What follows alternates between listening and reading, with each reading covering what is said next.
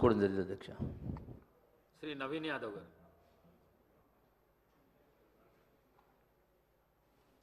Speaker గారికి, deputy speaker గారికి, గౌరవ ముఖ్యమంత్రి గారికి, మంత్రులకు, గౌరవ మంత్రులకు, సభ్యులకు, అధికారులందరూ కూడా నమస్కారం.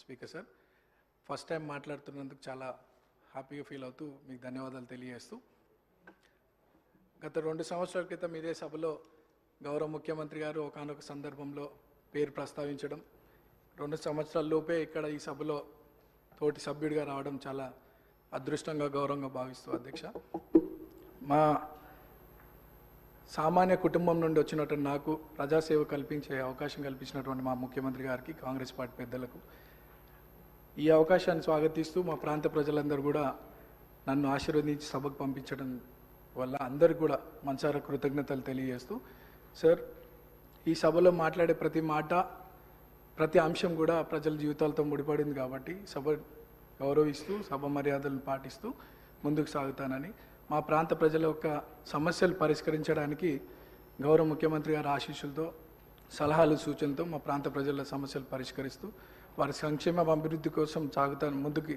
అదే నా లక్ష్యంగా పెట్టుకొని ముందుకు సాగుతానని. అట్లానే మా ప్రాంతంలో కృష్ణానగర్ అనే ఒక ఏరియా ఉంది సార్, దాదాపు 30-40 సంవత్సరాల నుండి అక్కడ వర్షాకాలంలో చాలా వర్షం వల్ల చాలా ఇబ్బందులకు గురవుతున్నారు ప్రజలు. మా మంత్రులు అధికారుల దృష్టికి తీసుకెళ్ళినారు, అది పని కొద్దిగా ఆలస్యం అవుతుంది, తొందరగా పూర్తి చేయాలని ఒకటి సభ ద్వారా కోరుకుంటున్నాను. అట్లానే హైటెన్షన్ లైన్స్ మా ప్రాంతంలో ఉండడం వల్ల పదుల సంఖ్యలో ప్రజలు చనిపోయినటువంటి విషయం పూర్వంలో, అది కూడా అధికారుల దృష్టికి తీసుకెళ్ళినారు. అది కూడా అండర్ గ్రౌండ్ కేబులింగ్ ఫాస్ట్గా చేయిస్తే ఆ ప్రాంత ప్రజలు సురక్షితంగా ఉంటారనేది ఒక సందేశం మీ ద్వారా అందిస్తున్నాం అధ్యక్ష. అండ్ చాలామంది పిల్లలు కూడా అక్కడ చదువుకొని 10th తర్వాత ఫైనాన్షియల్ ప్రాబ్లం వల్ల చదువుకోలేని పరిస్థితి. సో అక్కడ ఒక ఇంటర్మీడియట్ అండ్ డిగ్రీ కాలేజ్ కూడా వస్తే బాగుంటుందని ఒక అభిప్రాయం తెలియజేస్తూ నాకు ఈ అవకాశం ఇచ్చినటువంటి మీకు థ్యాంక్స్. మినిస్టర్ గారు. సభ్యులు చెప్పిన అంశాలని నోట్ చేసుకోవడం జరిగింది అధ్యక్ష. శ్రీ కేఆర్ నాగరాజు గారు. ధన్యవాదాలు అధ్యక్ష. గత నెల జరిగిన మోంతా తుఫాన్ వల్ల అధ్యక్ష మనందరికీ తెలుసు, కాకతీయుల కట్టిన మహానగరంలో, ఆ నగరంలో కట్టిన గొలుసు చెరువుల ద్వారా వచ్చిన ఆ యొక్క వాటర్ వల్ల చాలా కాలనీలన్నీ కూడా జలమయమైన అధ్యక్ష. గౌరవ ముఖ్యమంత్రి గారు తక్షణమే వరంగల్ నగరాన్ని విజిట్ చేసి తగిన సూచనలు ఇచ్చే అధికారులకు, అలాగే ఎవరైతే బాధితులు ఉన్నారో వాళ్ళందరికీ కూడా 1 నెల రేషన్, అలాగే హౌస్ హోల్డ్స్ అందరికి కూడా 15,000 చొప్పున ఇవ్వడం జరిగింది అధ్యక్ష. అలాగే మరణించిన వారికి కూడా 5 లక్షలు ఇవ్వడం మేము మా తరఫున, మరి వర్ధనపేట నియోజక తరఫు నుండి కూడా ధన్యవాదాలు తెలుపుతున్నాను అధ్యక్ష. ముఖ్యంగా అక్కడ గోపాల్పూర్ చెరువు అని ఉంటుంది అధ్యక్ష, అది దానివల్ల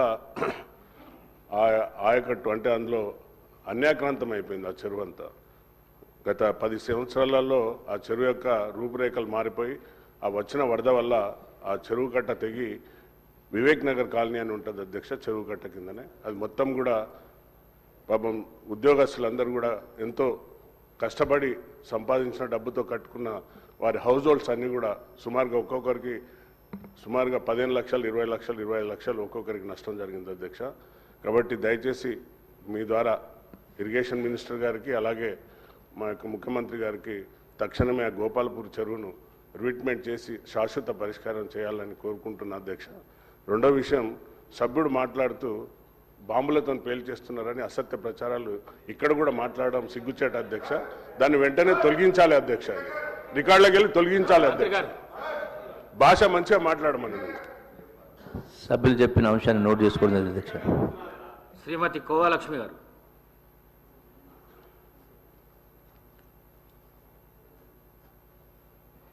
అధ్యక్ష నమస్కారం.